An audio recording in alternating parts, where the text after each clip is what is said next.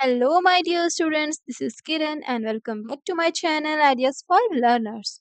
So, in this video, we will talk about the effect of air and water on metals and non-metals. Okay, what is the effect of air and water on metals and non-metals? We will talk about it in this video. Okay. So, your first topic is 4.2 effect of air and water on metals like iron. Okay. सबसे पहले हम लोग क्या देखेंगे iron पे air और water का क्या इफेक्ट होता है ठीक है तो सबसे पहली बात आप लोग हमेशा देखे होंगे आयरन से ये तो आप फेमिलियर होंगे आयरन के ऊपर आपको क्या है एक लेयर ब्राउनिश लेयर जम जाता है ठीक है ब्राउन लेयर का डिपॉजिट हो जाता है ब्राउन डिपॉजिट उसमें फॉर्म हो जाता है ठीक है जिसको हम लोग क्या कहते हैं रस्टिंग कहते हैं ठीक है तो अभी जो हम लोग पढ़ने जा रहे हैं इसी रस्टिंग के बारे में पढ़ेंगे ठीक है वाटर और एयर कैसे आयरन को अफेक्ट करते हैं उनके वजह से ब्राउन डिपॉजिट फॉर्म होता है आयरन के ऊपर वही चीज अभी हम लोग जानेंगे ठीक है नाउ यहाँ पे आपको क्या कहा जा रहा है you would have often noticed that iron object develop brown deposit है ना आप लोग हमेशा नोटिस किए होंगे क्या आयरन में ब्राउन डिपॉजिट जो है डेवलप हो जाते हैं जब उसको ओपनली कुछ टाइम के लिए रख दिया जाता है ठीक है तो उसमें आपको कुछ क्वेश्चंस पूछे जा रहे हैं कि in which condition would an iron object develop brown deposit किस कंडीशन में जो आयरन है आयरन का ऑब्जेक्ट है वो ब्राउन डिपॉजिट फॉर्म करता है डेवलप करता है किस कंडीशन में जब वो कांटेक्ट में आता है ड्राई एयर के आयरन आयरन ऑब्जेक्ट जब ड्राई एयर के साथ कांटेक्ट में आता है तब पहला कंडीशन दूसरा कंडीशन जब वो वाटर के साथ कांटेक्ट में आता है और तीसरा कंडीशन जब इन दोनों के साथ बोथ के साथ कांटेक्ट में आता है यहाँ पे सिर्फ ड्राई एयर है और दूसरा ऑप्शन आपका सिर्फ वाटर है ठीक है और थर्ड ऑप्शन में क्या है बोथ वाटर एंड एयर है ठीक है तो आपको यही चीज आगे देखना है ना कि रस्टिंग जो है वो जो ब्राउन डिपॉजिट है वो कैसे फॉर्म होता है आयरन में ठीक है तो बढ़ते हैं नेक्स्ट पेज की ओर यस तो यहाँ पे हमको अभी क्या करना है एक एक्सपेरिमेंट करना है ठीक है यहाँ पे एक एक्टिविटी आपको दिया गया है वही आपको करना है ठीक है परफॉर्म करना है इसमें आपको क्वेश्चन दिया गया है be careful while handling iron nails को केयरफुली हैंडल करना है ठीक है आपको क्या करना है कुछ फ्यू शाइनिंग आयरन नेल्स को आपको लेने हैं ठीक है चमकदार जो आयरन नेल्स न्यू न्यू होंगे वो और नहीं तो अगर आपके पास ओल्ड आयरन नेल्स हैं तो आप वो भी ले सकते हो लेकिन उसको क्या करना कि थोड़ा सा स्क्रब कर लेना सैंड पेपर की मदद से उसको थोड़ा सा घिस लेना ताकि जो उसके ऊपर जो ब्राउन डिपॉजिट होंगे ना वो रिमूव हो जाएंगे ठीक है आपको ये काम करना है ठीक है अदरवाइज अगर आपके पास न्यू नेल्स हैं आयरन नेल्स तो आप उसको ले सकते हो ठीक है नेक्स्ट क्या करना है आपको take 3 clean dry glass bottles ठीक है इस तरह के 3 ग्लास बॉटल लेने हैं आपको ठीक है और वो सूखा होना चाहिए ठीक है एकदम क्लियर अच्छा साफ सुथरा सूखा होना चाहिए या फिर आप टेस्ट ट्यूब भी ले सकते हो ठीक है जिसमें और इस बॉटल में एक टाइट फिटिंग कैप होना चाहिए या फिर स्टॉपर जिससे कि एयर जो है आपका वो बाहर बाहर ना जा सके ठीक है और एक को आप लेबल कर दो ए दूसरे को बी और तीसरे को सी ठीक है फिर क्या करना है 3 आयरन नेल हमें लेना है और उसको एक टाई कर देना है एक थ्रेड के साथ ठीक है फिर क्या करना है now place 1 iron nail and some silica gel यहाँ पे आपको लेना है ग्लास बॉटल एक जिसको हम लोग मार्क किए थे ए नाम से उसको आपको लेना है ठीक है जिसको हम लोग ए नाम से मार्क किए थे आपको वो बॉटल लेना है इसमें क्या करना है थ्रेड से हम लोग को तीनों आयरन नेल को बांधना है टाई करना है ठीक है और उसके बाद क्या करना है एक आयरन नेल को इसमें डाल देना है ठीक है। और इसमें कुछ सिलिका जेल्स भी डाल देने हैं। सिलिका जेल्स आप लोगों ने देखा होगा जब भी हम लोग कुछ सामान खरीदते हैं न्यू, या तो शू वगैरह में या फिर कोई बॉटल हो, ठीक है, या फिर खाने पीने की चीज हो, उसमें क्या होता है, एक सिलिका जेल का पैकेट होता है, ठीक है, वो डाला जाता है। वो क्या करता है कि किसी भी चीज में से मॉइस्चर को वो एब्जॉर्ब कर लेता है, वो हटा देता है और सबको उस मॉइस्चर को हटा के वो ड्राई कर देता है, मतलब वहां पे सुखा देता है उस पानी को, ठीक है। तो आपको क्या करना है, इसमें एक आयरन ले लेना है और एक सिलिका जेल लेना है, ठीक है। और फिर क्या करना है, एक इसको ढक्कन को अच्छे से टाइटली बंद कर देना है, ठीक है, या फिर स्टॉपर से या फिर कैप से टाइट से बंद कर देना है, ऐसा कि कोई भी एयर जो है आपका बाहर स्केप ना करे, ठीक है। नाउ अब आपको यहाँ मैं बता रही हूँ वही वही चीज, substances. It is the substance that is used in small pouches, in some medicine boxes, bottles, water bottles, shoe boxes, ठीक है, etcetera, to keep them dry. Silica gel क्या करते हैं कि मॉइस्चर को अब्सॉर्ब कर देते हैं, वाटर के ड्रॉपलेट्स को ये हटा देंगे, ठीक है, इसलिए डाला जाता है। देखो एक चीज और है, आपको मैं एक ट्रिक बता रही हूँ, जब भी अगर आपका फोन है ना, मोबाइल फोन वगैरह जब कोई पानी में गिर जाए, तो उसको क्या करना, एक प्लास्टिक का पैकेट जो होता है ना, जिप कवर वाला, उसको लेना, उसमें फोन को डाल देना, और फिर क्या करना है, फिर आपको उसमें कुछ सिलिका जेल्स के पैकेट डालने हैं, ठीक है। सिलिका जेल्स जो है वो क्या करते हैं, पानी की एक भी बूंद को वो रहने नहीं देंगे, ठीक है, पानी के दुश्मन होते हैं सिलिका जेल्स। तो उस फोन से आपका सिलिका जेल जो है वाटर का ड्रॉपलेट्स को रिमूव कर देगा, ठीक है, और उसको ड्राई कर देगा। इस तरह से आप यूज कर सकते हो कभी भी, अगर आपका फोन गीला हो जाए, पानी में गिर जाए, कुछ हो जाए, तो आप ये ट्रिक इस्तेमाल कर सकते हो, ठीक है। तो एक चीज आप लोग यहाँ पे एक्स्ट्रा चीज सीखे। चलिए अब क्या करना है, इसको हम लोगों ने बंद कर दिया। दूसरे में क्या करना है, वही आयरन नेल को एक लेना है, ठीक है, उसमें क्या करना है, फ्रेश वाटर को बॉईल करके, उसके बाद उसको ठंडे करके, ठीक है, कूल करने के बाद उसमें डाल देना है पानी उसका, इतना कि वो आयरन नेल जो है वो डूब जाए, ठीक है।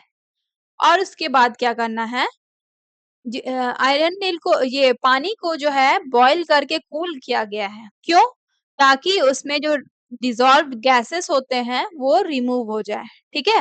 वाटर में डिजॉल्व होते हैं कुछ कुछ गैसेस, वो रिमूव हो जाए, इसलिए उसे बॉईल करके कूल करके यूज किया गया, ठीक है।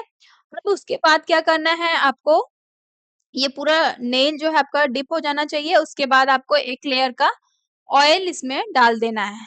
ऑयल इसलिए डालना है ताकि जो एयर आपके ऊपर अगर एयर है जो, वो आपका पानी से मिक्स ना हो पाए, ठीक है। यहाँ पे देखिए, the layer of oil on the surface of the water prevents the air from dissolving into water.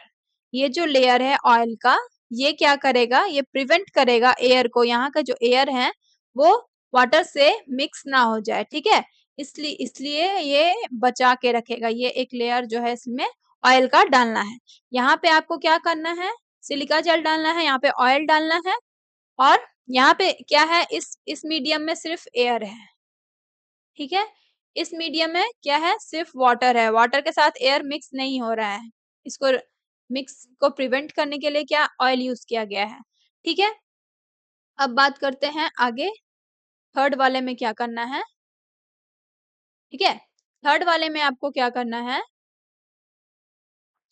कि थर्ड वाला में एक आयरन नेल लेना है आपको, और पार्शियली डिप करना है इसको, आधा पानी इसमें फिल कर दिए, ठीक है।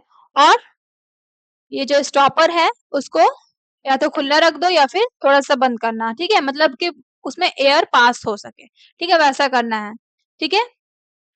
कीप दिस बॉटल ऑन स्टॉपर्ड, मतलब इसमें खुला रख देना है, इसमें कोई कैप से डालना वालना नहीं है, ठीक है, कैप वगैरह नहीं लगाना है आपको।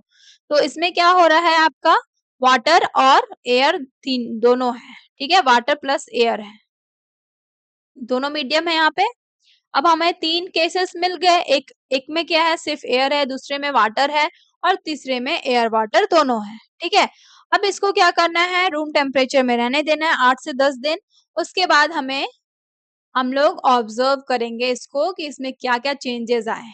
ठीक है, तो हम लोग क्या ऑब्जर्व करेंगे कि प्रेजेंस ऑफ, इसमें आपको कंडीशंस बताना है। Formation of brown deposit on iron nails, iron nail में किसमें किसमें ब्राउन डिपॉजिट का फॉर्मेशन हुआ। ठीक है, किस किस कंडीशन में, पहले कंडीशन में क्या था, सिर्फ एयर एयर था। ठीक है, सिर्फ एयर था, यहाँ पे यस किया गया है, वाटर नहीं था।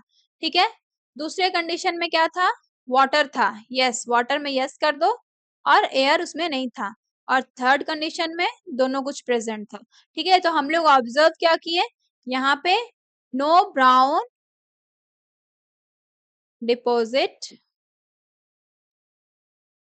फॉर्म्ड।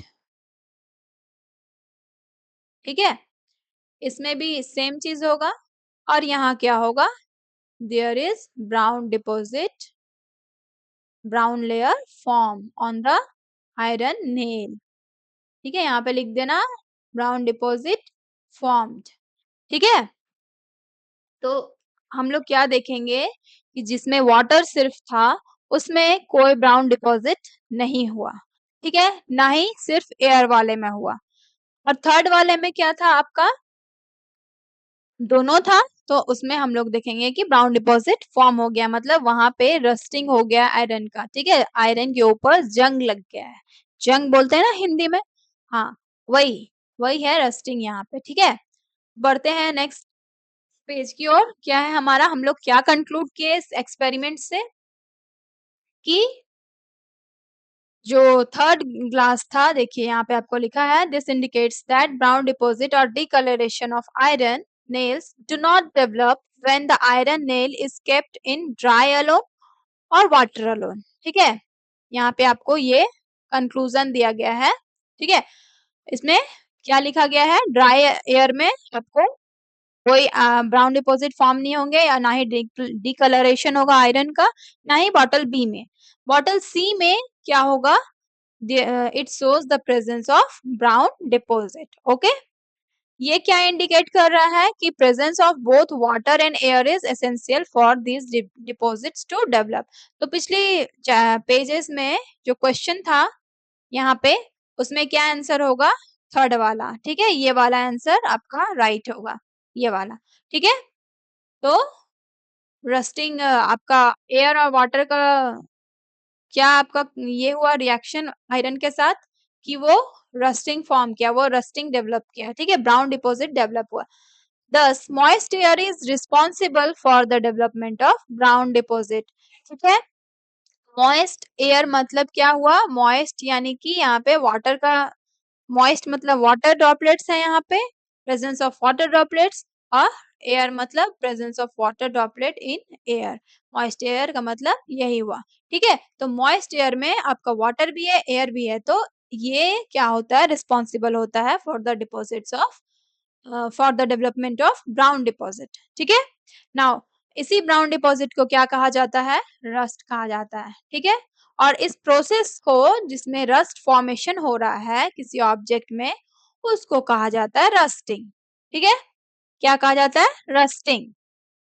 रस्ट बनने के फॉर्मेशन, फॉर्मेशन ऑफ रस्ट, इस प्रोसेस को हम लोग क्या कहते हैं, रस्टिंग कहते हैं। ठीक है, और आयरन में रस्ट फॉर्मेशन होता है, उस प्रोसेस को रस्टिंग कहा जाता है। ठीक है, आयरन भी आप लोग याद रखिएगा। नाउ अलग अलग मेटल्स में भी ये चीज होते हैं, अलग अलग मेटल्स में भी डिकलरेशन होता है। यहाँ पे क्या हो रहा है, डिकलरेशन हो रहा है। डिकलरेशन मतलब डिसकलरेशन है। ठीक है, डिकलरेशन नहीं है, डिसकलरेशन है। डिसकलरेशन मतलब जो कलर था उससे चेंज हो गया। ठीक है, तो बहुत सारे अदर मेटल्स भी हैं जो डिसकलरेशन होते हैं जब उनको ओपन एटमॉस्फेयर में रखा जाता है। ठीक है, जैसे कि हम लोग कॉपर में देखे होंगे, ग्रीनिश कलर, उसमें ग्रीनिश कोटिंग आपका आ जाता है उसके कॉपर के सब सरफेस में। कॉपर का ऑब्जेक्ट जो होता है उसके सरफेस में जो है वो ग्रीन कलर का कोटिंग उसमें आ जाता है। सिल्वर के ऑब्जेक्ट्स में जो चांदी का पायल वगैरह होता है उसमें आप देखोगे कि ब्लैक कलर का कोटिंग आ जाता है।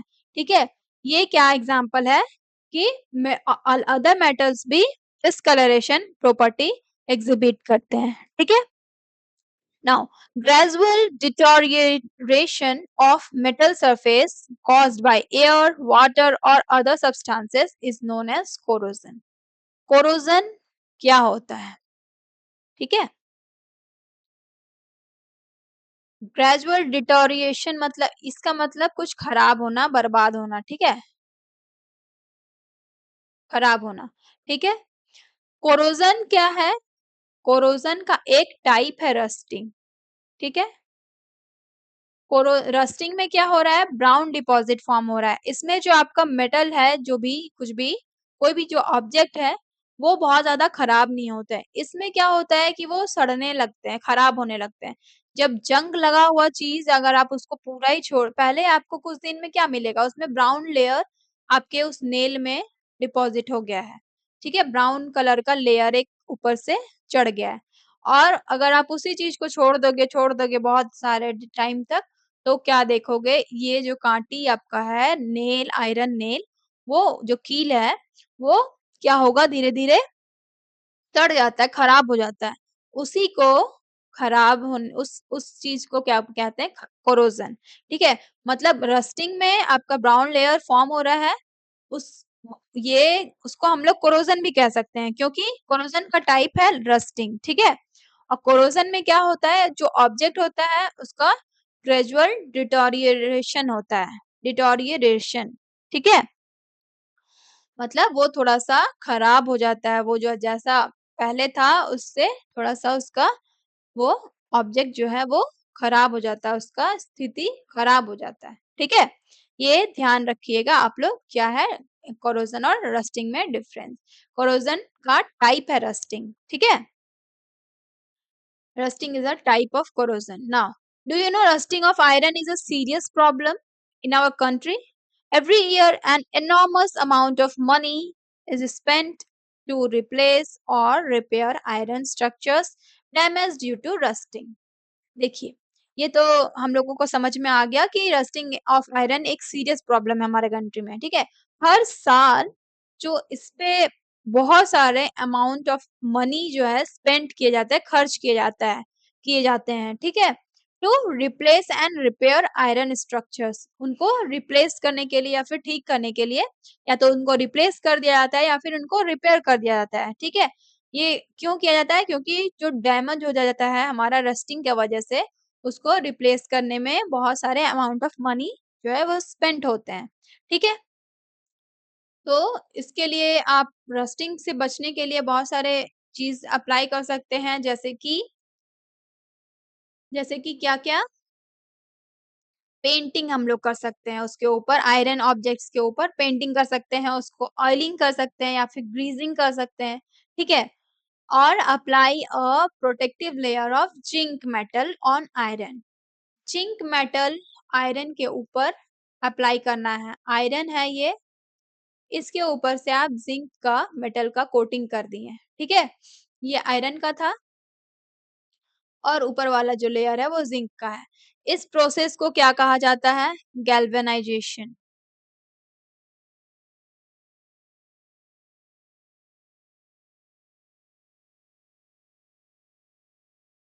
इसे क्या कहा जाता है? Galvanisation, okay?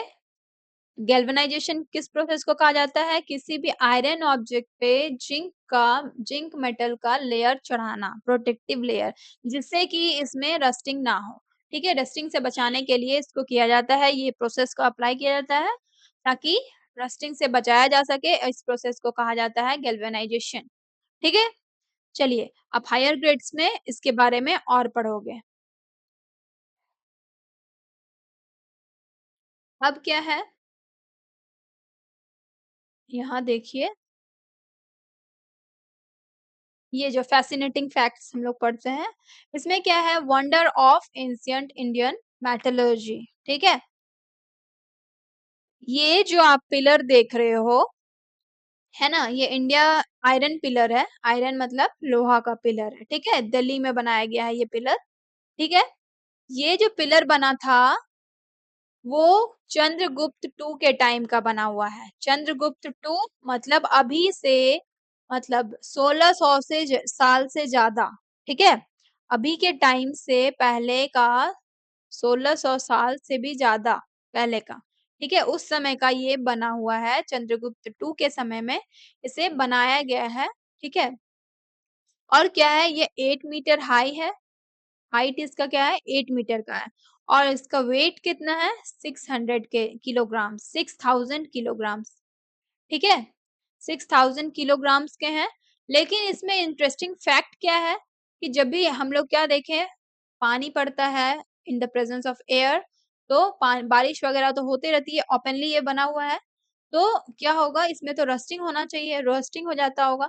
लेकिन आपको इसमें इंटरेस्टिंग फैक्ट क्या मिलेगा कि ये जो है पानी, वाटरफॉल, वे सॉरी रेनफॉल, विंड या फिर किसी भी इंटेंस वेदर को ये अच्छे से मतलब ये रह जाता है, रेसिस्ट कर देता है। किसी किसी भी चीज़ से इसमें रस्टिंग नहीं आती है, ठीक है?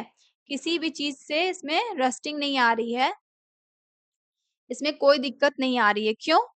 क्योंकि इसको इसी तरह से बनाया गया है, इस वे में बनाया गया है जो इसके रस्टिंग को रेसिस्ट करता है। रेसिस्ट मतलब रोकना, रस्टिंग को रोकता है, ठीक है? This tell us about the skills that were developed in metal technology in India. ये हम लोगों को क्या बता रहा है कि उस समय भी लोग कितने डेवलप्ड थे, उनके स्किल्स कितने डेवलप्ड थे कि उस समय का 1600 से ज़्यादा हो गया है, 1600 साल। ठीक है? 1 साल होने में 365 दिन लगता है, 365 डेज़ लगता है, तो यहाँ आप सोचिए 1600 से भी ज़्यादा साल, ठीक है? उससे पहले का है ये पिलर, लेकिन आज तक इसमें ना रस्टिंग हुआ है, ना कुछ भी, ये रोकता है। इस स्किल से इसको फ़ॉर्म किया गया है, इसको डेवलप किया गया है, ठीक है? इसको बनाया गया है। तो यही था इसमें फ़ैसिनेटिंग फैक्ट। और आपको ध्यान में रखने वाली चीज़ क्या है, ये पिलर है, इंडियन आयरन पिलर है, दिल्ली में है। चंद्रगुप्त टू के टाइम का बना हुआ है जो कि 1600 साल से पहले का है, ठीक है? और ये 8 मीटर हाई है, हाइट इसका 8 मीटर है और नेक्स्ट इसका वेट अगर बात करें तो 6000 किलोग्राम्स है, ठीक है? और ये जो है किसी भी चीज़ को फेस कर लेता है, विंड को, रेनफॉल को या फिर कोई भी वेदर को, ठीक है? बिना किसी रस्ट के, ठीक है? इसको इस तरह से बनाया गया था कि वो रस्टिंग को रेसिस्ट कर देता है, मतलब रोकता है, ठीक है? ये हमारे स्किल्स जितने भी जो पर्सन्स ने इन्हें बनाया था, उनके स्किल्स के बारे में बता रहा है, ठीक है? कि उस समय का मेटल टेक्नोलॉजी कितना वास्ट था, कितना डेवलप्ड था, ठीक है? अब देखिए effect of air and water on other metals, दूसरे-दूसरे मेटल्स में, ठीक है? पहले हम लोग आयरन में देखे ना, अब बात है दूसरे मेटल्स पे, ठीक है? इसमें आपको एक डेमोंस्ट्रेशन एक्टिविटी करना है। क्या करना है आपको यहाँ पे टीचर में डेमोंस्ट्रेट दिस एक्टिविटी। यहाँ पे आपको हमेशा एडवाइस दिया गया है कि स्टूडेंट्स जो है वियर करेंगे आई ग्लासेस को, प्रोटेक्टिव आई ग्लासेस को और जस्ट अ सेकंड, हाँ, प्रोटेक्टिव आई ग्लासेस को करेंगे और थोड़े से डिस्टेंस में रहेंगे, ठीक है? और प्लस आप टीचर के डेमोंस्ट्रेशन, ये जो डेमोंस्ट्रेट करेंगे वो टीचर ही करेंगे, ठीक है? थोड़े से आप टीचर के अंडर ही ये वाला एक्टिविटी को परफॉर्म करना, ठीक है? चलिए, अब क्या है इसमें, आपको इसमें एक मैग्नीशियम का रिबन लेना है। मैग्नीशियम एक मेटल है, ठीक है? उसका रिबन लेना है। रिबन होता है ना, अभी हम लोग जैसे कि फ्रेंडशिप बैंड आया है, फ्रेंडशिप डे आ रहा है तो फ्रेंडशिप बैंड लाएँगे, उसमें रिबन हम लोग बहुत लोगों को बाँधते हैं, है ना? अपने फ्रेंड्स को। तो वैसा ही एक मैग्नीशियम का रिबन है, मैग्नीशियम जो है आपका मेटल है, ठीक है? 3 से 4 सेंटीमीटर का, 3 से 4 सेंटीमीटर बड़ा आपको एक रिबन लेना है, उसको क्लीन करना है, सैंड पेपर से अच्छे से क्लीन कर लेना है, रब करके, ठीक है? नाउ उसको क्या करना है, उसको होल्ड करना है, टोंग से मतलब चिमटा है, उससे आपको पकड़ लेना है और फिर आपको क्या करना है, नीचे में एक स्पिरिट लैंप या फिर कोई कैंडल को लाइट करके या फिर जला करके और इसको फिर आपको वो मैग्नीशियम रिबन को जलाना है, ठीक है? उसको जलाने के बाद आपको ऑब्जर्व करना है क्या कि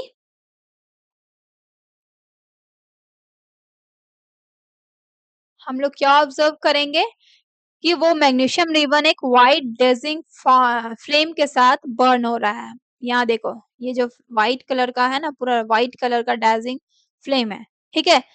और यही फिर लास्ट में एक व्हाइट एश की तरह यहाँ पे आपके पास आ जाएगा व्हाइट कलर का। It changes into white powder, जिसको एश बोलते हैं, राख बोलते हैं, है ना। वो लास्ट में फिर व्हाइट पाउडर बन जाएगा, ठीक है। Now collect it on a watch glass. इस तरह का वॉच ग्लास हमें लेना है, ठीक है। इसमें कलेक्ट करना है उस व्हाइट पाउडर को, और वो जो व्हाइट पाउडर बना उसको हम लोग क्या बोलेंगे, मैग्नीशियम ऑक्साइड, ठीक है।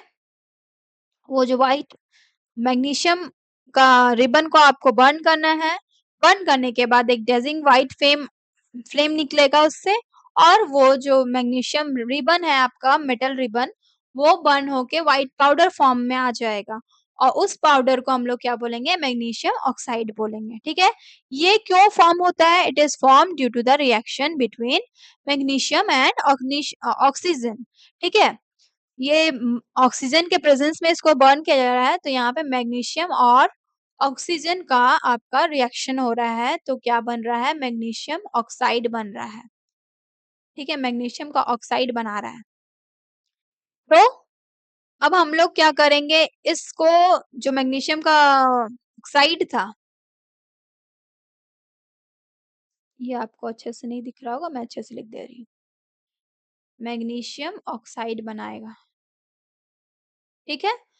हाँ, अब इस मैग्नीशियम ऑक्साइड के व्हाइट पाउडर को आपको एक कुछ ड्रॉप्स वाटर लेना है, उसमें आपको डाल देना है, ठीक है। उसमें मिक्स कर देना है अच्छे से, और उसके बाद हम लोग को क्या करना है, लिटमस से उसको चेक करना है कि वो उसका नेचर क्या है, एसिडिक है या बेसिक है या फिर न्यूट्रल है। हम लोग पिछले क्लास में पढ़े थे ना, सेकेंड चैप्टर हमारा था ना, एसिडिक, बेसिक और न्यूट्रल, एक्सप्लोरिंग सब्सटेंसेस। उसमें हम लोग क्या पढ़े थे, ABR और BRB, है ना। ये हम लोग एक ट्रिक था हमारा लिटमस के लिए, क्या था, जब अगर एसिडिक होगा कोई चीज तो ब्लू लिटमस को वो रेड कर देगा, या फिर अगर कोई बेसिक होगा हमारा कोई चीज, कोई सब्सटेंस अगर बेसिक नेचर का होगा तो वो रेड लिटमस को ब्लू करेगा, ठीक है। ये चीज हमें पता था। तो वही चीज अब हम लेंगे मैग्नीशियम ऑक्साइड जो कि वाटर में डिसॉल्व्ड है, उस मटेरियल को हम लोग चेक करेंगे लिटमस के थ्रू, लिटमस पेपर के थ्रू। तो रेड वाला भी डिप करेंगे उसी में, और ब्लू वाला भी डिप करेंगे। यहाँ पे देखो, रेड रेड वाला और ब्लू वाला दोनों डिप किया गया है।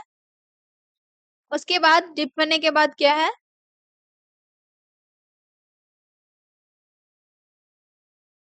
क्या पता चल रहा है, ब्लू लिटमस तो ब्लू ही रह जा रहा है, रेड लिटमस जो है वो ब्लू हो जा रहा है। रेड लिटमस ब्लू कब होता है, जब सब्सटेंस बेसिक नेचर का होता है, ये बेसिक नेचर का होगा तभी ये रेड लिटमस को ब्लू कर रहा है।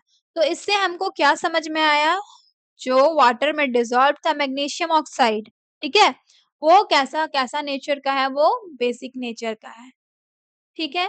तो आप एक चीज और नोट करेंगे, क्या नोट करेंगे, मेटल के ऑक्साइड्स जो बनते हैं, मेटल ऑक्साइड्स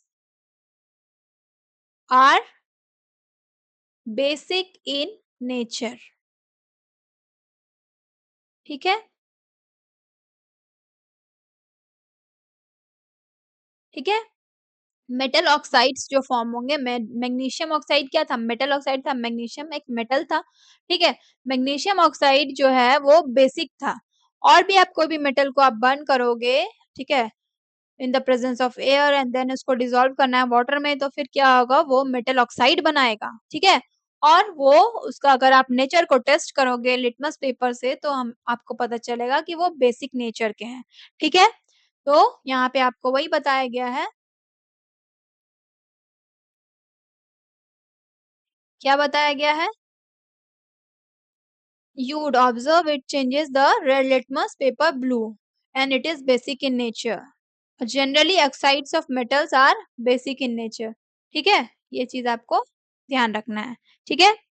चलिए, we will discuss this burning, ये हम लोग चेंजेस अराउंड अस जो है फिजिकल या फिर केमिकल चेंज, इसमें इस चैप्टर में ज्यादा डिस्कस करेंगे, ठीक है।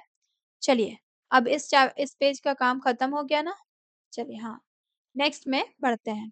अब आपको क्या देखना है, ये सारी चीज़ें जो है ना, आपको मैं बताई थी कि वो वाले वीडियो को देख लेना। वो वीडियो जिन्होंने देखा होगा उन्हें ये सब चीज़ आपको पता होगा। कौन से वीडियो? ब्रिस प्रोग्राम का जो क्लास 8 का वीडियो था, मेटल्स एंड नॉन मेटल्स, वही वीडियो, ठीक है? वो आप लोग देख लेना। पिछली क्लास में मैं आपको बता रही थी सोनोरिटी, मैं क्या बोल रही थी? हम लोगों ने पढ़ा था सोनोरोसिटी, ठीक है? दोनों एक ही चीज़ है, ठीक है? अभी आप लोगों को सोनोरिटी बताया जा रहा है। हम लोगों के टाइम में सोनोरिटी दोनों ही करेक्ट है, ठीक है? कोई भी गलत नहीं है, ये सही है और ये भी सही है, ठीक है? सोनोरोसिटी भी होगा तो वही चीज़ है और सोनोरिटी भी होगा तो वही चीज़ है, दोनों आप लोग ध्यान रखेंगे। सोनोरोसिटी क्या होता है? आप लोग कमेंट करेंगे, है ना? व्हाट इज़ सोनोरिटी या फिर सोनोरोसिटी? कमेंट करेंगे, आपका एक क्वेश्चन आपका यहाँ आ गया। नेक्स्ट जो है आप लोग कमेंट क्या करेंगे, आप लोग कहाँ से देख रहे हो, अपना नेम बताना और अपना एड्रेस मतलब पूरा टोटली नहीं, अपना डिस्ट्रिक्ट बताना कि आप लोग किस डिस्ट्रिक्ट से हो, ठीक है? ये बता देना, ठीक है? या फिर किस स्टेट से हो, वो बताना। चलिए, नेक्स्ट बढ़ते हैं, क्या है आपका? Substances behave differently from metals in air and water. जो मेटल से अलग बिहेव करते हैं एयर और वाटर के प्रेजेंस में, मेटल क्या कर रहा था? मेटल ऑक्साइड बना रहा था और क्या वो कैसा नेचर का था? बेसिक नेचर का था। अब हम लोग देखेंगे मेटल्स से अलावा जो भी मटेरियल्स हैं, जो भी सब्सटेंसेस हैं, वो एयर और वाटर के साथ कैसा बिहेव करते हैं, ठीक है? वही चीज हमें देखना है। यहाँ पे आपको फिर से एक्सपेरिमेंट करना है। Science is full of experiments, okay? तो एक्सपेरिमेंट के लिए आपको यहाँ पे एक डिफ्लेग्रेटिंग स्पून लेना है, ठीक है? आपको सभी चीज में क्वेश्चन दिया गया है, ठीक है? उस क्वेश्चन को आप लोग ध्यान रखेंगे। इसको क्या करना है, एक वेल वेंटिलेटेड एरिया में आपको मतलब जहाँ पे थोड़ा-सी खुला एरिया हो, पूरा पैक रूम ना हो, वैसे एरिया में फ्यूम हुड या फिर वेंटिलेटेड एरिया में आपको इसको एक्टिविटी को परफॉर्म करना है, ठीक है? क्योंकि बर्न सल्फर को हम लोग बर्न करने जा रहे हैं जो कि गैस प्रोड्यूस करता है और अगर उसको आप इन्हेल करोगे तो वो आपके लिए बहुत हार्मफुल होगा, ठीक है? वो हमारे लिए बहुत हार्मफुल होता है, ठीक है? तो इसलिए वेल वेंटिलेटेड एरिया में इस एक्टिविटी को परफॉर्म करना है। यहाँ पे आपको टीचर ही डेमोन्स्ट्रेट करेंगे इस एक्टिविटी को करने के लिए, ठीक है? नाउ इसमें आपको डिफ्लेग्रेटिंग स्पून लेना है। डिफ्लेग्रेटिंग स्पून इस टाइप का होता है, ठीक है? अगर हमारे पास डिफ्लेग्रेटिंग स्पून नहीं है, तो हम लोग इसको बना भी सकते हैं। क्या करना है? जो दवा वगैरह का जो ढक्कन होता है ना, एक मेटल का ढक्कन लेना है, ठीक है? मेटल का कैप लेना है और इस तरह से इसमें मेटालिक वायर से इसको, ये जो वायर है ना, ये वाला इसमें रैप कर देना है और इस तरह से बड़ा-सा निकाल देना है, ठीक है? इस तरह से करना है आपको, ओके? अब ये चीज़ हो गया, ऐसा ही शेप आपको दे देना है, ठीक है? तो ये आपका बन जाएगा डिफ्लेग्रेटिंग स्पून, इसमें बड़ा-सा लॉन्ग वायर देना है, ठीक है? अब आपको क्या करना है, इसको यहाँ पे आपको थोड़ा-सा सल्फर लेना है। इस स्पून में आपको सल्फर पाउडर लेना है। हीट द फ्लेम, यहाँ पे आप देखिए यहाँ पे दिया है, एक small amount of powdered sulphur, ठीक है? पाउडर्ड सल्फर हमें थोड़ा-सा लेना है उस स्पून में और उसको क्या करना है, heat it on a flame, इसको हीट कर देना है और as soon as the sulphur starts burning, जैसे ही स्टार्ट होता है तो इसको क्या करना है, एक डिफ्लेग्रेटिंग स्पून को एक जार में, गैस जार इस तरह का जार है, इसमें आपको ट्रांसफर कर देना है उसको, ठीक है? या फिर कोई ग्लास टम्बलर ले सकते हो, ठीक है? या फिर कोई गैस जार इस तरह का लो और इसको ढक्कन जो है बढ़िया से जो है वो टाइटली फिटिंग होना चाहिए, ठीक है? जिससे एयर बाहर ना जा सके। इसमें आपको जलाएँगे तो क्या होगा? सल्फर का गैस निकलेगा। हम लोग पहले ही पढ़े ना क्वेश्चन में। तो इसलिए गैस जो है आपका बाहर नहीं जाना चाहिए, ठीक है? तो आपका ग्लास लिड जो है अच्छे से बंद होना चाहिए, ठीक है? इसको आप बर्न करोगे और इसमें डाल दोगे। ये एक गैस प्रोड्यूस करेगा और क्या होगा, फिर थोड़ी देर बाद हम लोग क्या करेंगे, remove the lid after 3 to 4 minutes, take out the deflagrating spoon. 3 से 4 मिनट के बाद हम लोग डिफ्लेग्रेटिंग स्पून को निकाल देंगे। फिर add some quantity of water, इसमें हम लोग वाटर को ऐड करेंगे। पहले क्या था, एयर के प्रेजेंस में ये बर्न हुआ, अब क्या हुआ, इसमें हम लोग वाटर डाल देंगे और quickly press the lid back, फिर से उसका लिड को अच्छे से लगा देंगे और उस वाटर को, जो ग्लास जार है उसको सेक करेंगे ताकि उसमें गैस जो है वो डिसॉल्व हो जाए। ठीक है, अब क्या करना है, फिर से हम लोग लिटमस पेपर लेंगे और उसको इस वाटर के क्वांटिटी को थोड़ा सा आपको निकालना है। ठीक है, ये जैसे ये वाला है ना ग्लास, इस ग्लास में आप लोग थोड़ा सा उसका मिक्सचर को निकालोगे और फिर से आप ऑब्जर्व करोगे लिटमस डालकर। तो इसमें क्या हो रहा है, ABR याद रखना भाई, बहुत आसान है, BRB। ठीक है, ये हमारा ट्रिक है याद करने का। अब देखिए, ब्लू लिटमस को ये रेड कलर का कर दे रहा है, रेड लिटमस में कोई चेंजेस नहीं आ रहे हैं। तो ब्लू लिटमस रेड कब होता है, ब्लू लिटमस जो है वो रेड हो जा रहा है, वो कब होता है, एसिडिक होता है तब। ठीक है, यहाँ पे हम लोग जो मटेरियल यूज किए थे वो क्या था, सल्फर।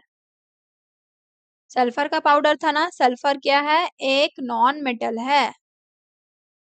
ठीक है, तो हम लोग क्या देख रहे हैं, नॉन मेटल को जब अगर बर्न कर रहे हैं तो बर्न करने के बाद उसको वाटर, एयर और वाटर के साथ जब इसका ये रिएक्शन करवा रहे हैं तो हम लोग क्या देख रहे हैं कि वो एसिडिक नेचर का है, जो उसका मटेरियल सब्सटेंस बना वो नेचर उसका क्या है, एसिडिक है। क्यों, क्योंकि ये ब्लू लिटमस को रेड कर दे रहा है।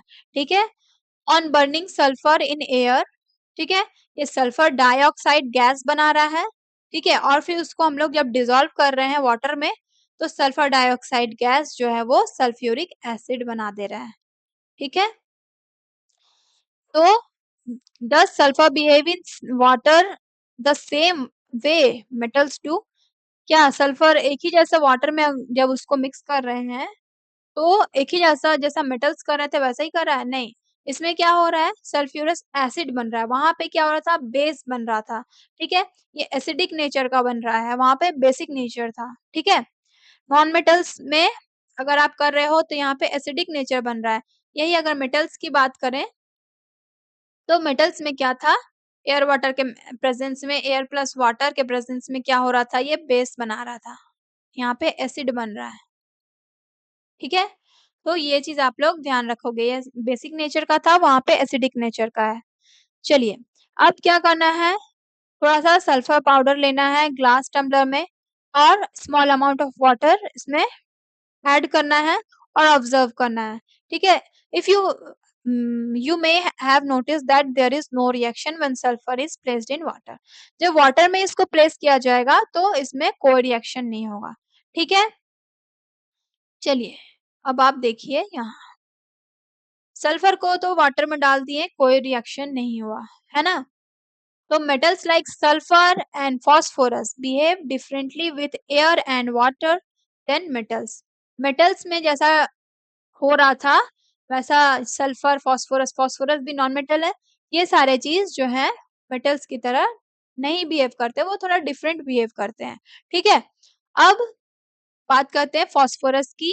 तो फास्फोरस को वाटर में डाल के रखा जाता है। ठीक है, क्यों, क्योंकि अगर आप उसको एयर में एक्सपोज करोगे, एयर में अगर निकाल दोगे तो वो आग जला देंगे, it catches fire when exposed to atmospheric air।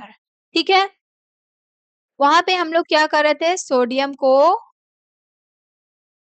जो कि एक मेटल था, ठीक है, उसको हम लोग केरोसिन में रख रहे थे। ठीक है, यहाँ हम लोग क्या पढ़ रहे हैं, फास्फोरस जो है वो क्या कर रहा है, फास्फोरस, फास्फोरस को हम लोग वाटर में रख रहे हैं। ठीक है, क्योंकि it catches fire when expose to atmospheric air, ये बाहर एयर के कांटेक्ट में आने से इट कैचेस फायर। ठीक है, फास्फोरस एंड सोडियम में भी यही था, ये भी आग लगा सकता था, केरोसिन में इसलिए इसको डिप करके रखा जाता था, ठीक है। Now These substances are usually soft and dull in appearance. ये सब soft होते हैं और appearance में जैसे metals जो होता है shiny वैसा ये नहीं होता है, ठीक है, ये dull होते हैं. They are neither malleable nor ductile. They are not sonorous. ये ना तो malleable होते हैं, malleable मतलब flat sheets में इसको convert नहीं किया जा सकता है, ductile यानी कि इनको wires में convert नहीं किया जा सकता है, ना ही ये sonorous होते हैं, ना तो ये ज़्यादा ringing साउंड प्रोड्यूस करते हैं, ठीक है।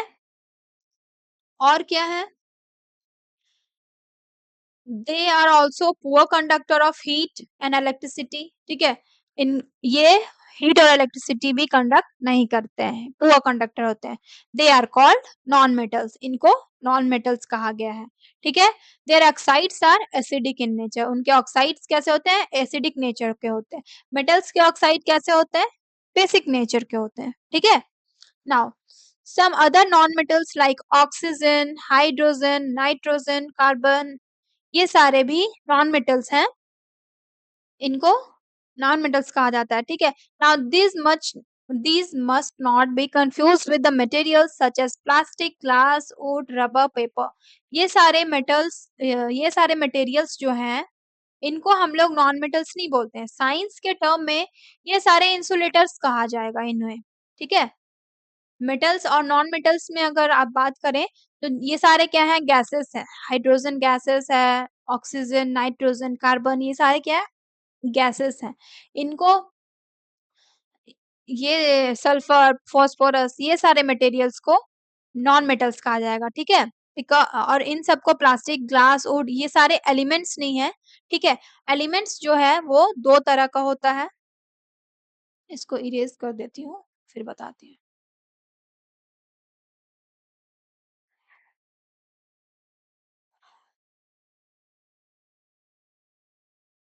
ठीक है। देखिए एलिमेंट्स जो होते हैं इनको हम लोग और ब्रेक नहीं कर सकते, ठीक है। ये सबसे स्मॉलेस्ट फॉर्म में होते हैं, ठीक है। ये दो टाइप के होते हैं, एक होता है आपका मेटल और दूसरा होता है आपका नॉन मेटल,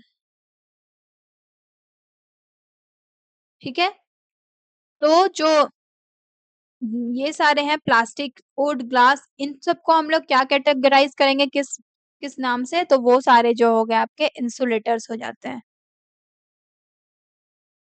ठीक है, इंसुलेटर्स होते हैं।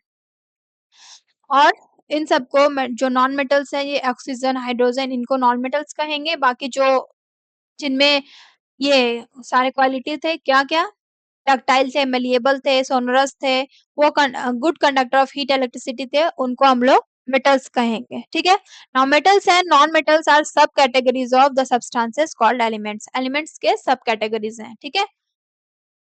और एलिमेंट जो है वो सिंपलर सब्सटेंस है, इनको हम लोग और ब्रेक नहीं कर सकते।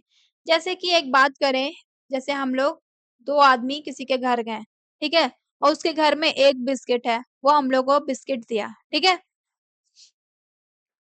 अब मान लो कि मेरी फ्रेंड है, दूसरी फ्रेंड वो लंच के टाइम में एक बिस्किट खा रही है। तो हम लोग 2 फ्रेंड आ गए उसके पास, ठीक है? तो वो क्या करेगी, एक बिस्किट हम लोगों को देगी, तो वो हम लोग क्या करेंगे उसको बीच से डिवाइड करके ले लेंगे, ठीक है? लेकिन अगर एलिमेंट्स की बात करें, तो इसको हम लोग क्या कहें 2-2 डिवाइड करके ले लिए, इसको हम लोग ब्रेक कर सकते हैं। एलिमेंट्स जो है सिंपलर सब्सटेंसेस में ब्रेक नहीं होते हैं, ठीक है? इनके 2 सब कैटेगरीज़ हैं, 2 टाइप्स हैं, क्या-क्या? मेटल्स हैं और नॉन मेटल्स हैं। मतलब बहुत सारे एलिमेंट्स हैं ना, उनमें कुछ मेटल्स हैं और कुछ नॉन मेटल्स हैं, ठीक है? टोटली कितने एलिमेंट्स हैं हमारे? 118 एलिमेंट्स हैं, ठीक है? टोटल प्रेजेंटली अभी अभी के टाइम में 118 एलिमेंट्स जो है हम लोग जानते हैं, नोन है, ठीक है? These elements are basic building block of all matter, ठीक है? हम लोग ये हायर क्लासेस में पढ़ेंगे, ठीक है? मैटर क्या होता है, एलिमेंट्स क्या होते हैं, कंपाउंड्स क्या होते हैं, मिक्सचर क्या होते हैं, ठीक है? तो मैटर जो भी होते हैं ना उनके बेसिक बिल्डिंग ब्लॉक्स है, मतलब इनसे ही मिलके मैटर बना है, ठीक है।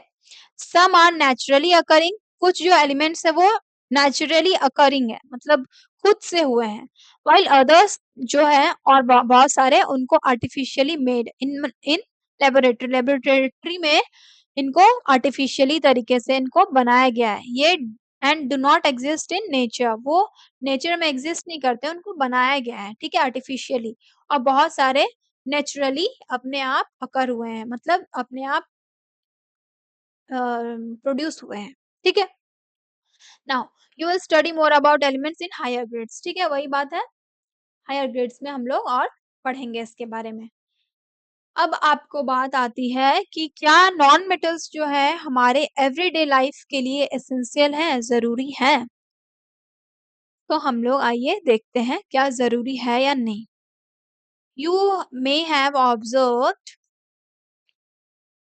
Metals in our day to day life because many metals हम लोग देखे हैं ठीक है उनका डिस्टिंक्ट प्रॉपर्टी के वजह से लस्ट्रस होते हैं हीट कंडक्ट करते हैं मेलिएबल होते हैं डक्टाइल होते हैं ठीक है इसलिए हम लोग उसको अच्छे से जानते हैं ऑब्जर्व करते हैं उनका इलेक्ट्रिकल कंडक्टिविटी होता है ठीक है हाई स्ट्रेंथ होता है ठीक है सॉलिड फॉर्म में होते हैं ये सारी चीज जो है मेटल की है तो however this should not give an impression इतनी सारी मेटल्स की क्वालिटी होने के बाद भी हम लोग ऐसा नहीं है कि नॉन मेटल्स को नेग्लेक्ट कर देंगे ये भी हमारे लिए उतना ही इम्पोर्टेंट है ऐसा नहीं है कि वो सारे चीज आ गए तो नॉन मेटल्स को हम लोग के लाइफ में कोई इम्पोर्टेंस ही नहीं है इसको छोड़ो यार नहीं पढ़ना है इसको ठीक है ऐसा कुछ नहीं है नॉन मेटल्स भी उतने ही ज्यादा इम्पोर्टेंट है जितना कि मेटल है ठीक है जैसे कि आप देखिए हम लोग ऑक्सीजन लेते हैं ठीक है we breathe in oxygen which is non metal without it we we would not able to survive ठीक है ना हम लोग सर्वाइव कर पाएंगे ना प्लांट्स कर पाएंगे क्योंकि कार्बन जो है वो भी प्लांट्स जो है वो ब्रीद इन करते हैं और हम लोग ब्रीद आउट करते हैं अगर ये दोनों चीज में ऊपर नीचे हुआ तो दोनों का सर्वाइवल नहीं हो पाएगा मुश्किल है ठीक है कार्बन भी क्या है एक नेसेसरी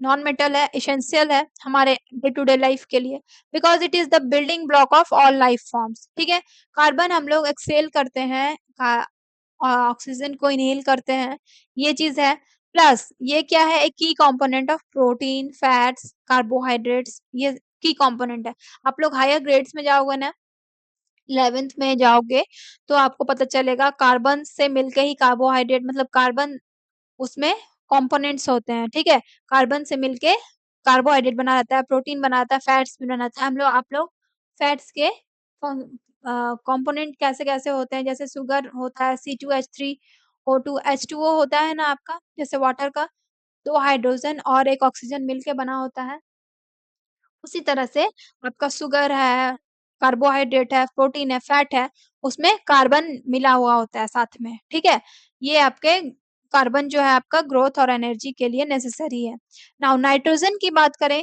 तो नाइट्रोजन जो है मैन्युफैक्चरिंग ऑफ फर्टिलाइजर्स में आता है जो फर्टिलाइजर्स डाले जाते हैं ना क्रॉप्स प्रोडक्शन में हम लोग पढ़े थे क्रॉप्स में तो क्रॉप्स के प्रोडक्शन के लिए फर्टिलाइजर्स को डाले जाते हैं उसमें मैन्युफैक्चर करने में नाइट्रोजन यूज होता है फर्टिलाइजर्स को बनाने के लिए नाइट्रोजन का यूज किया जाता है और भी अलग अलग केमिकल्स के यूज किए जाते हैं ठीक है ये ग्रोथ ऑफ प्लांट्स के लिए नाइट्रोजन जो है एक एसेंशियल न्यूट्रिएंट की तरह काम करता है ठीक है जैसे हमारे बॉडी के लिए न्यूट्रिएंट क्या है प्रोटीन फैट कम कार्बोहाइड्रेट ये सारे चीज विटामिन मिनरल्स ये सब न्यूट्रिएंट है प्लांट के ग्रोथ के लिए नाइट्रोजन जो है एक एसेंशियल न्यूट्रिएंट है ठीक है फिर बात करते हैं क्लोरीन की यहाँ नाइट्रोजन की बात हुई यहाँ कार्बन की बात हुई यहाँ ऑक्सीजन की बात हुई ये सारे जो है आपके नॉन मेटल्स हैं ठीक है क्लोरीन जो है वो भी नॉन मेटल है इसको क्यों यूज किया जाता है वाटर को प्यूरिफाई करने के लिए ठीक है नाउ सॉल्यूशन ऑफ आयोडीन है जो आयोडीन ये भी नॉन मेटल है इसको क्यों अप्लाई किया इसको अप्लाई किया जाता है ऊन्स वगैरह जो हमारा घाव वगैरह हो जाता है उसमें एंटीसेप्टिक के रूप में सॉल्यूशन ऑफ आयोडीन को यूज किया जाता है ठीक है नाउ आगे बढ़ते हैं तो इस तरह की यूजर्स हैं नॉन मेटल्स के तो क्या हम लोग इसको स्किप कर सकते हैं नहीं बिल्कुल नहीं ये भी उतना ही इम्पोर्टेंट है चलिए ये हमारा लास्ट था अब हम लोग पढ़ेंगे एलॉय के बारे में यहाँ पे आप कलर चेंज करिए एलॉय ठीक है एलॉय क्या होता है एलॉय जो है या तो मेटल मेटल का मिक्सचर होगा, मेटल प्लस मेटल, या फिर मेटल और नॉन मेटल का मिक्सचर होगा, ठीक है, या फिर मेटल प्लस नॉन मेटल होगा। इस तरह का मिक्सचर को हम लोग क्या बोलेंगे? एलॉय बोलेंगे, ठीक है। Alloy is the mixture of two or more metals or a metal और अ नॉन मेटल, मतलब दो या दो से ज्यादा मेटल्स जो हैं, या तो मेटल्स के साथ जुड़े हो, मिक्स हो, या फिर नॉन मेटल्स के साथ मिक्स हो। हम लोग अभी पढ़े थे ना वो ब्रिज के बारे में, सस्पेंशन ब्रिज, उसमें क्या था? स्टील का रोप बना हुआ था, उसमें आयरन और क्या था? नॉन मेटल कार्बन का जुड़ के बना था ना, आयरन और कार्बन से। आयरन की अगर सिंबल की बात करें तो Fe होता है। आयरन और कार्बन से मिलके आपका रोप ऑफ स्टील बना था, ठीक है। तो ये भी एक एलॉय का एग्जाम्पल है, ठीक है। इसमें क्या होगा? कुछ मेटल्स जुड़े होंगे, या तो मेटल्स से या फिर नॉन मेटल्स से या दोनों से, ठीक है। और इसमें ऐसा नहीं है कि एक ही मेटल्स के साथ जुड़ रहे हैं या फिर दो मेटल्स के साथ, बहुत सारे मेटल्स भी ऐड हो सकते हैं, ठीक है। इसी मिक्सचर को क्या कहा जाता है? एलॉय। तो आप याद रखेंगे, it is the mixture of two or more metals or a metal and non metal, ठीक है। नाउ ये भी जो है हमारे डेली लाइफ में, डेली यूजेस में बहुत इंपॉर्टेंट है, क्योंकि इससे जो है क्या होता है? कुछ बर्तन बनाए जाते हैं, ठीक है। जैसे कि आप ब्रास सुने होंगे, ब्रास, ब्रोंज, ठीक है, कांसा, पीतल, ये सब होता है ना। तो इस सब में कुछ कुछ मिल के बनता है, ठीक है। बर्तन बनता है, यूटेंसिल्स बनते हैं, कुछ टूल्स बनाए जाते हैं, ठीक है। it is these are also important for modern technologies and essential in almost every industry। Her industry के लिए essential है, क्योंकि इसमें some special metals are also used in atomic energy such as zirconium, ठीक है। बहुत सारे इंडस्ट्रीज में भी इनको यूज किया जाता है, ठीक है। बहुत सारे मेटल्स को एटॉमिक एनर्जी के लिए यूज किया जाता है, जैसे कि जर्कोनियम, ठीक है, जिरकोनियम। एरोस्पेस में टाइटेनियम का यूज होता है, ठीक है। और इंडिया में, in India many metals specially iron and aluminium are recycled to minimise waste and contribute to sustainability. Sustainability बनी रहे, मतलब कोई चीज को बना रहने का, ठीक है, सस्टेन सस्टेन कर सके वैसा। तो आयरन और एल्युमिनियम को दोबारा से रिसाइकल करके, फिर से उसको पिघला करके, ठीक है, दूसरे दूसरे चीज में बनाया जा सकता है, कन्वर्ट किया जा सकता है, ठीक है, किया जाता है, ऐसा रिसाइकल किया जाता है किसको? आयरन और एल्युमिनियम को, ठीक है। एरोस्पेस में कौन सा मेटल यूज होता है? टाइटेनियम यूज होता है।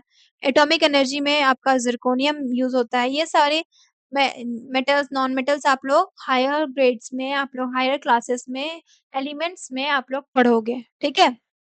उसमें पीरियोडिक टेबल में आप लोग एलिमेंट्स पढ़ोगे, ठीक है। उसमें आपको मेटल्स कौन से हैं, नॉन मेटल्स कौन से हैं, एसपीडीएफ ब्लॉक्स क्या होते हैं, वो सारी चीज आप लोग पढ़ोगे। नाउ अब आ गया आपका इन अ नटसेल, ये आप लोग अपने से पढ़ोगे, है ना। और पढ़ने के बाद आप लोग इसमें से कुछ भी दिक्कत हो, कुछ भी क्वेश्चन आपके मन में अराइज हो रहा हो, तो आप उसको क्वेश्चन आप कमेंट करोगे, कमेंट बॉक्स में आप अपना क्वेश्चन करना, मैं आपको आंसर बता दूंगी, ठीक है। या तो रिप्लाई कर दूंगी या तो फिर किसी वीडियो में आपको आंसर कर दूंगी, ठीक है। चलिए, ये चीज आपका पढ़ना था, का चैप्टर हो गया कंप्लीट। दोनों वीडियो को आप अच्छे से देखिएगा, साथ ही जो क्लास 8 के जो प्लेलिस्ट की वीडियो थी, बेस प्रोग्राम की 2 वीडियो, मेटल और नॉन मेटल की, उसमें भी आपको ये सब चीज़ मिल जाएगी, उसको भी अच्छे से पढ़ लीजिएगा। दोनों वीडियो आप लोग चारों देख लोगे ना, फिर आपको दोबारा इसको पढ़ने की ज़रूरत नहीं है। मेन पॉइंट्स को आप लोग नोट आउट कर लेना। इसकी क्वेश्चन आंसर जो है आपकी नेक्स्ट क्लास में मिलेगी, ओके। क्वेश्चन आंसर जो है आपको नेक्स्ट क्लास में मैं कराऊंगी।